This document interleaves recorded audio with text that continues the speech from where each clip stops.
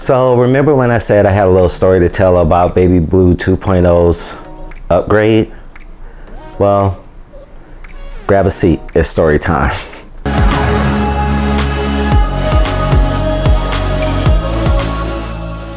What's up everybody, it's PJ the Great. I hope you're having a super beautiful day. And if you're new here, I do videos just like this, as well as PC builds and everything related to tech. So if that sounds like your jam, consider subscribing. And to all my returning subscribers, what's up great ones? Welcome back.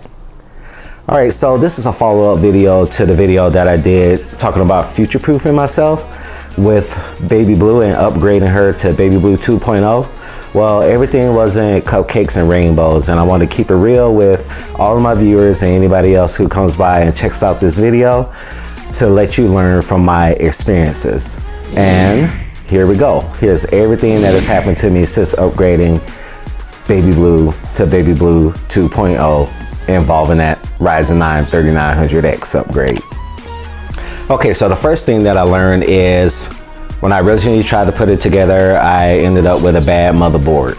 And I shared that with you. It was a Asus motherboard, showed up dead on arrival. In the process, I couldn't use my 3900X until I replaced that motherboard. So for an entire week, I had to use a Ryzen 5 1600AF because I sold my Ryzen 7 2700 to my friend Davey. And what I discovered within that week was very eye-opening, and I started to have a little bit of buyer's remorse. Now, the whole idea and the whole object of upgrading Baby Blue 2.0 was to future-proof it so that I won't have to worry about upgrading for the next, say, 3 to 5 years. Well, in that week that I used the Ryzen 5 1600AF, the first thing that I noticed is I really didn't even see a performance decrease using that coming from a Ryzen 7 2700. Everything was like super snappy. The video games that I played the same way they did on the Ryzen 7 2700. That's to be expected considering on what kind of game that you play, because the Ryzen 5 1600AF is essentially a Ryzen 5 2600, which is in that same category as the Ryzen 7 2700. The only exception is 6 cores, 12 threads, 8 cores, 16 threads. So in gaming, I really didn't see a difference at all, especially when I overclocked it to 4.0 gigahertz. And shockingly, I thought I was going to see like a decrease in performance in video editing because I used DaVinci Resolve Studio 16, and the performance was the same. I think it was like 4 seconds off, 4 seconds slower in exporting than it was using the Ryzen 7 2700. So with all that being said, the first thing I thought to myself was, I think I made a huge mistake upgrading to the Ryzen 9 3900X. So then that week had passed, and then I finally got my new motherboard in, the ASRock, I think it's Velocita. At least that's what I heard Brian from Tech Yes City call it. Well, I was calling it Velocita. Anyway, that board came in, got it all built up, got the Ryzen 9 3900X installed. And the first thing that I noticed is the machine was snappier, but not to the point where it was like a game changer. I mean, it really wasn't that much of a difference as far as I was concerned, coming from the Ryzen 7 2700 or the Ryzen 5 1600AF for that matter. So that's when I started thinking again, wow, did I make a mistake? And then all the blue screens of death started happening. And I associated this with bringing over my Windows 10 OS disk from the Baby Blue original build over to 2.0. Instead of going with a fresh install of Windows, I thought this was causing all of my blue screens of death. Now, granted, there are some things that I did wrong in that process. I was supposed to uninstall all the drivers from my previous motherboard before making the switch. I didn't do that. Ran into a lot of headaches and troubles because I didn't do that.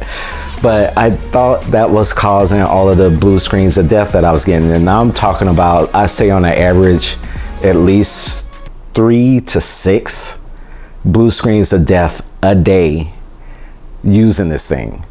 And I was like, oh my God, it's this Windows install. I gotta get rid of it. I gotta get rid of it. So I decided to do a fresh install of Windows 10.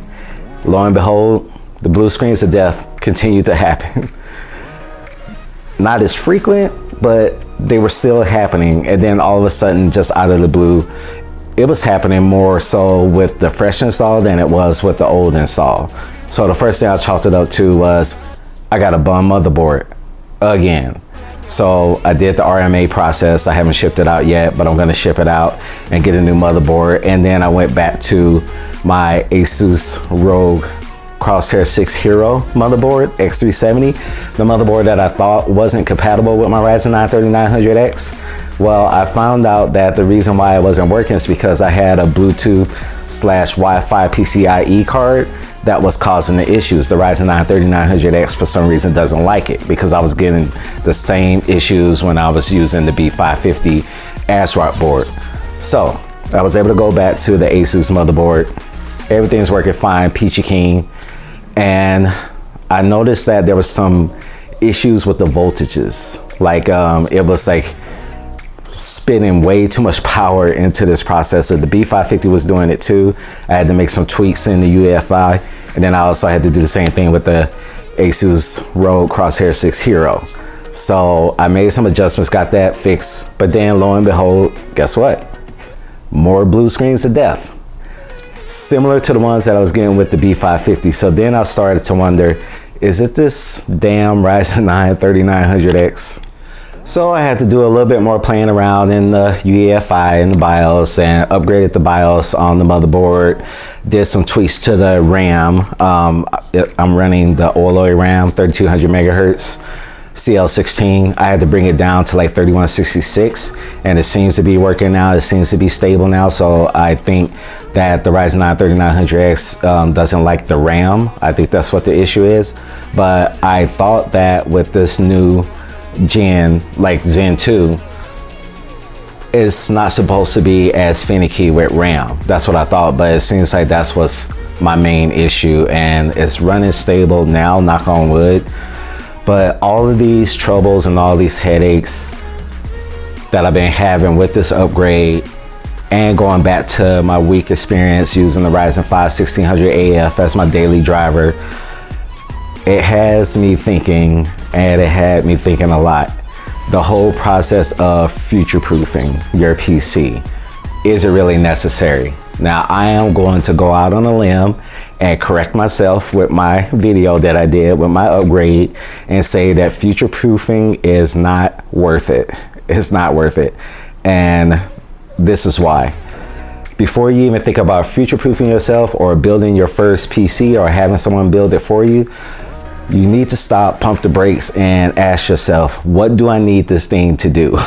And once you figure that out, then you'll know what type of build that you need.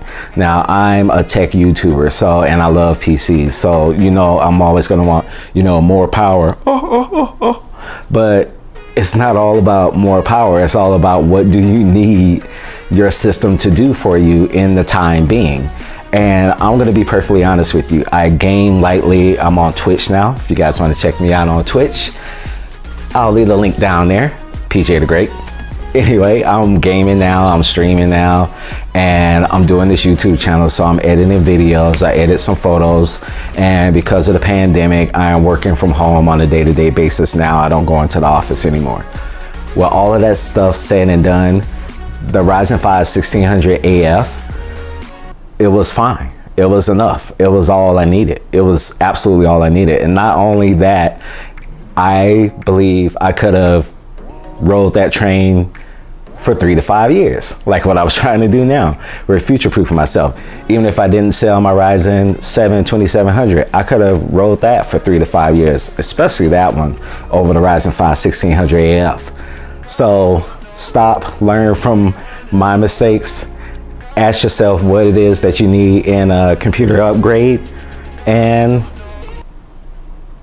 go from there. Don't try to future-proof yourself, because I've learned that it's not worth it, and I'm never going to do anything like that again. I'm going to upgrade as I need, instead of trying to go balls to the wall and have the best build ever, set it and forget it. I'm not doing that anymore. Besides, I'm a tech YouTube channel. Of course, you're going to want to see me tinkering around, right? Even if it is my main rig, which I don't like doing, but yeah, still be fun. And at the end of the day too, I will share with you this. I have gone on AliExpress and I found a Ryzen 7 Pro 1700 for $92. $92. Are you kidding me?